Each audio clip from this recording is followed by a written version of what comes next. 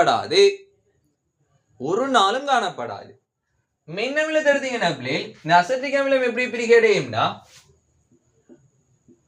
ஒரு கரைசல 100 அசட்டிக் அமில மூலக்கூறு இருந்தா 100ல சில மூலக்கூறுகள் மட்டும்தான் என்ன செய்யும்னா முற்றாக பிரிகி அடையும். பிரிகி அடையாத அசட்டிக் அமில மூலக்கூறுகளும் விளைவு கரைசல்ல காணப்படும். பிரிகி அடையாத அசட்டிக் அமில மூலக்கூறுகளும் விளைவு கரைசல்ல காணப்படும். முற்றாக ஒரு நாளும் என்ன செய்யா பிரிகி அடையாது. 100 மூலக்கூறுகளும் முற்றாக பிரிகி அடையாது. அப்படி முற்றாக பிரிகி அடையாட்டி அது மென்னமிலமாக இருக்கும். முற்றாக பிரிகி அடைஞ்சா அது வண்ணமிலமாக இருக்கும். அடுத்தது பாத்தீங்கன்னா HCl பயன்பாடு தெரிஞ்சிருக்கணும். இந்த ஹைட்ரோகுளோரிக் அமிலம் எங்க பயன்படுதுன்னா உருக்கு பொருட்களில் உள்ள துருவை அகற்றத்துக்கு பயன்படும். அதே மாதிரி ஜெலட்டின் உற்பத்தி, அரச நீர் தயாரிப்பு. இந்த அரச நீர் எடுத்தீங்கன்னா அதுல 2 கூறு காணப்படும். ஒன்று ஹைட்ரோகுளோரிக் அமிலம் காணப்படும், அதே மாதிரி நைட்ரிக் அமிலமும் காணப்படும். அடுத்தது பாத்தீங்கன்னா சல்பூரிக் அமிலத்தில பயன்பாடு தெரிஞ்சிருக்கணும். இந்த சல்பூரிக் அமிலம் எங்க பயன்படுதுன்னா ஒன்று மின்கலங்களை மின் பொருளாக பயன்படும், உரங்கள் தயாரிக்கிறதுக்கு பயன்படும், நீர் அகற்றும் கருவி. உதாரணத்துக்கு உங்களோட வீட்டில் இருக்கிற சீனி இருக்குதான சீனியில வந்து நீர் காணப்படும். அதுக்கு நீங்க சல்பூரிக் அமிலம் சேர்த்தீங்கன்னா சீனியில காணப்படக்கூடிய நீர் எல்லாத்தையும் அகற்றினா சீனி வந்து கார்பன் துணிக்கைகளாக மாறும். இப்போ நீங்க வீட்டை வந்து என்ன செய்யுங்கன்னா சீனி எடுத்து என்ன செய்யுங்கன்னா அடுப்புல சூடாக்குங்க.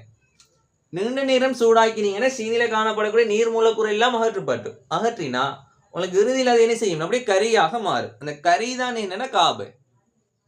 அப்ப நீங்க அசட்டிக் அமிலத்துக்கு சீனிக்குள்ள அசட்டிக் அமிலம் சேர்த்தீங்கன்னா அதுல காணப்படக்கூடிய நீர் என்ன செய்யும்னா சீனிக்கு நீங்க சல்பூரிக் அமிலம் சேர்த்தீங்கன்னா இந்த சல்பூரிக் அமிலம் என்ன செய்யும்னா சீனியில காணப்படக்கூடிய நீர் அகற்றிட்டு உங்களுக்கு கார்பன் துணிக்கையே தரும். அப்ப சல்பூரிக் அமிலத்தில் அடுத்த தொழிற்பாடு என்னன்னா நீர் அகற்றும் கருவியாக பயன்படும்.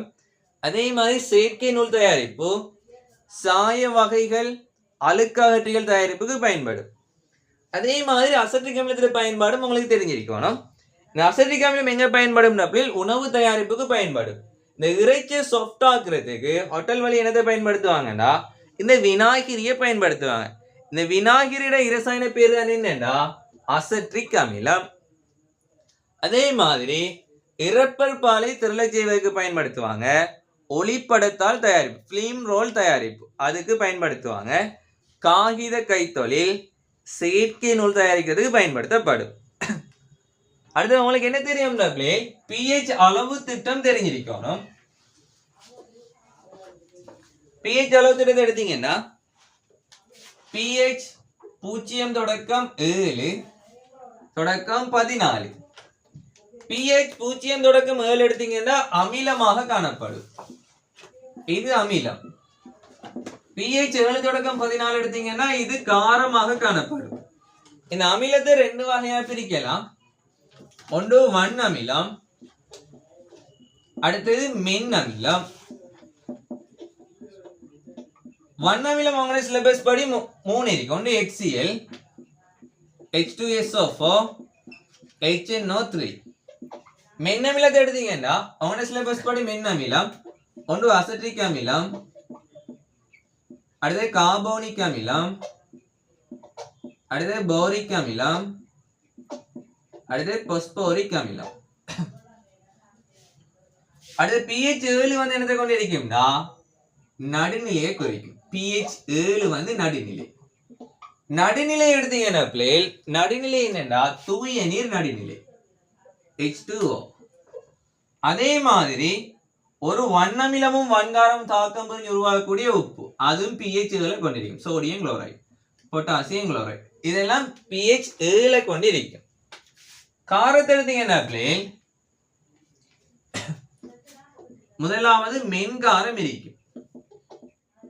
மென்காரம் உங்களுக்கு தெரியும். உங்களோட சிலபஸ் படி 2. ஒன்று மெக்னீசியம் ஹைட்ராக்சைடும் அமோனியம் ஹைட்ராக்சைடும். அடுத்தது எடுத்தீங்கன்னா வன்காரம். வன்காரம் உங்களோட சிலபஸ் படி 2 இருக்கும். ஒன்று சோடியம் ஹைட்ராக்சைடு, அடுத்தது பொட்டாசியம் ஹைட்ராக்சைடு. இப்போ இந்த திசையில பாத்தீங்கன்னா pH கூடுது.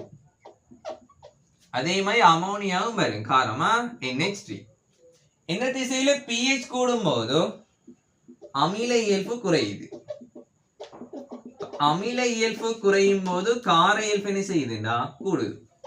இப்ப pH ஆக குறைஞ்சது எதுன்னா வண்ணமிலம். அதை விட கூடியது எதுன்னா மென் அமிலம். அதை விட கூடியது நடுநிலை.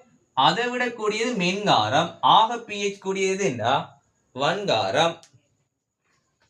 சரி, அடுத்தது பார்ப்போம்லே. இந்த நடுநிலையாக்கல் தாக்கம் சம்பந்தமா பார்ப்போம். இப்ப நடுநிலையாக்கல் தாக்கம் என்ன பிளே? இப்ப பாருங்க, சோடியம் ஹைட்ராக்சைடு உங்களுக்கு தெரியும் ஒரு வன்காரம். HCl உங்களுக்கு தெரியும் ஒரு வண்ணமிலம். இப்ப இந்த சோடியம் ஹைட்ராக்சைடு எப்படி பிரிகை அடையும் பிளே? Na+ ஆகவும் OH- ஆகவும் பிரிகை அடையும். HCl உங்களுக்கு தெரியும் ஒரு வண்ணமிலம். இது H+ ஆகவும் Cl- ஆகவும் பிரிகை அடையும். இப்ப பாருங்க, இந்த வன்காரத்துல காணப்படக்கூடிய Na+ இவரோட இருக்க விருப்பம் இல்லை. அதை பார்க்கும், சரியா? இவரை பார்க்கும். பிளஸ் வந்து மைனஸ பார்க்கும். உங்களுக்கு என்ன வரும்னா NaCl வரும். அதே மாதிரி இந்த OH- யாரோட சேரும்னா H+ ஓட சேரும். சரி, என்ன வரும்? நீர் வரும். அப்ப நடுநிலையாக்கல் தாக்கம் என்னன்னா பிளே, ஒரு வன்காரமும் வண்ணமிலமும் தாக்கம் புரிஞ்சு, சரியா, உங்களுக்கு ஒரு உப்பும் நீரும் உருவாக்கக்கூடிய தாக்கம் தான் என்னன்னா